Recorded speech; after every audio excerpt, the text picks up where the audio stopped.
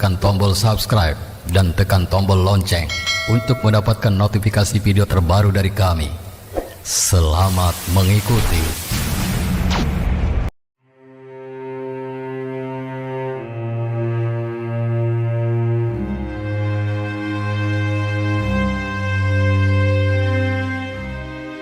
Assalamualaikum warahmatullahi wabarakatuh.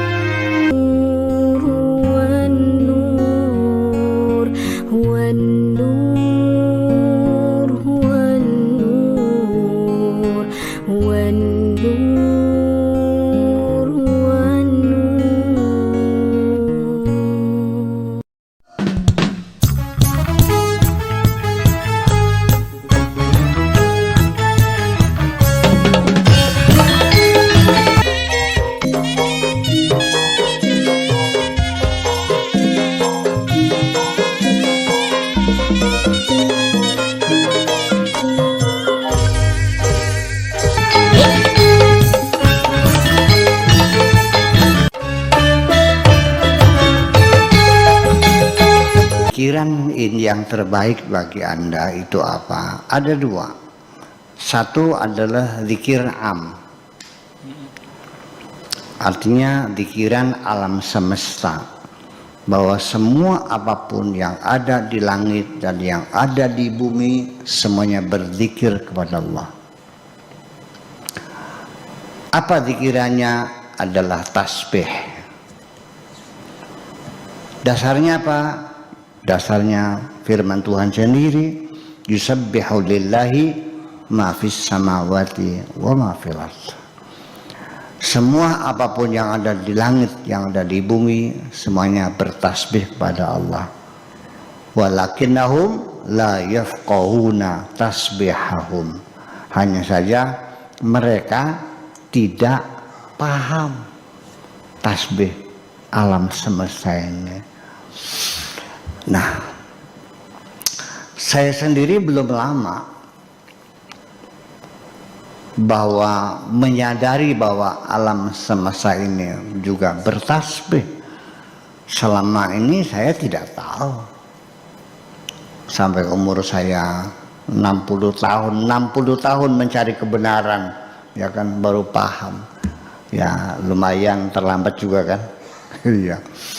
Yaitu ketika saya masuk hutan bertapa 40 hari dan saya bertasbih pagi, sore, siang, malam, dengan mata tidak melihat kemaksiatan, telinga tidak mendengar kemaksiatan, mulut tidak mengatakan kemaksiatan, tangan tidak melakukan kemaksiatan, hanya di hutan saja, hanya dalam kegelapan malam di tengah hutan.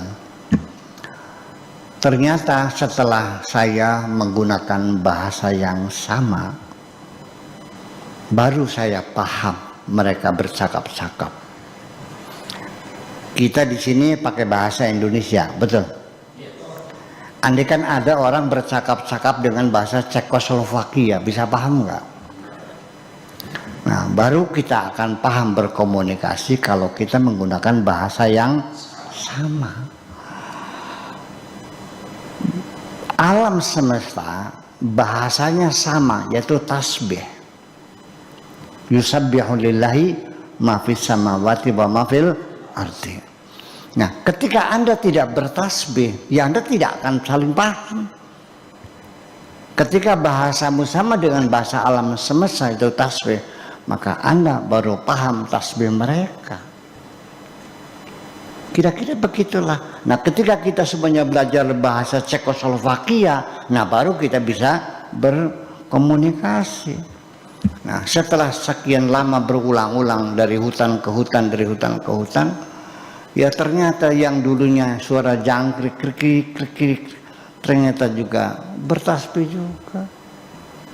Canggareret, namanya canggareret itu berbunyi serentak bersama-sama ribuan canggareret menjelang matahari tenggelam.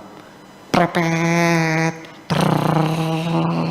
namanya canggareret.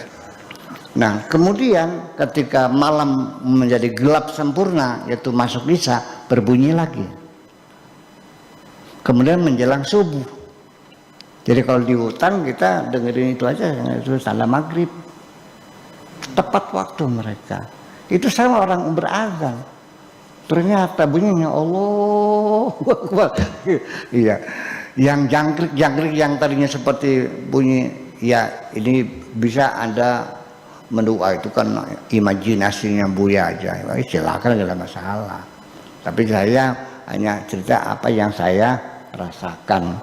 Ternyata suara jangkrik di hutan yang dulunya krik ternyata terdengar oleh telinga, ya subhanallah, alhamdulillah, wa la ilaha illallah, Allahu akbar, subhanallah, alhamdulillah. Setiap malam seperti itu. Kadang-kadang bulu remang itu meremang juga. Ternyata goblok banget gue nih. Selama ini nggak paham. Al-Quran mengatakan walakinnahum la yafqahuna tasbihahum. Jadi kalau Anda ingin bertasbih bersama alam, ya bacalah subhanallah, subhanallah, subhanallah, subhanallah. Berapa banyak? Ya sudahlah, sangat banyak-banyaklah. 1000 kali setiap habis salat. Nah, tetapi ketika Anda ingin punya keinginan untuk meningkatkan keimanan, ketauhidan, supaya betul-betul mengesahkan Tuhan, betul-betul esa, ya zikirnya ya setiap malam aja, yaitu menjelang tidur baca la ilaha illallah 1000 kali, itu aja. Itu yang paling cocok. Nanti dengan sendirinya akan ada peningkatan keimanan dan kita betul-betul Tuhan my everything, esa dalam segalanya. Ya, jadi sekalipun kita berobat dengan obat yang paten, dengan dokter yang hebat, pengalaman lalu sembuh, tetap yang menyembuhkan adalah Allah saja. Itu hanya sebagai perantara saja secara syariat. Kita tidak disalahkan bersyariat. Bahwa sakit ya ke dokter dong. Iya kan? Karena pakai ilmu. Sekolahnya juga mahal. Miliaran sekolahnya. Dan paling lama 7 tahun kok baru S1. Kalau bahasa Indonesia emang 4 tahun ya. Tapi golongan sama aja 3A ya. Nah itu bulit kan ini. Nah itu. Nah seperti itulah kira-kira. Jadi maksud saya pada akhirnya, tetapi juga tidak boleh disalahkan ketika orang meyakini yang menyembuhkan hanya Allah, sehingga ketika saya ajak ke rumah sakit dia nggak mau. Dia tetap berkeras biar Allah yang menyembuhkan, nggak salah juga. Itu hak pribadi seseorang untuk berobat atau tidak berobat. Ya, jangan dimusyrikan orang yang pergi berobat, karena juga dia mencari sebab, bukan mencari musabbib. Ya, tetap saja di dunia ini tidak pernah lepas diberlakukan hukum kausalita. Nggak salah kalau pengen kaya ya rajin kerja dong, betul nggak? Pengen pintar ya rajin belajar, pengen benar ya meningkatkan kualitas ibadah, itu semacam itu. Tetapi secara hakikat juga tidak bisa disalahkan untuk mengatakan bahwa tidak selalu orang yang bekerja keras itu kaya. Ada nggak orang yang banting tulang peres keringat miskin terus? Ada nggak yang leha-leha saja tapi kaya?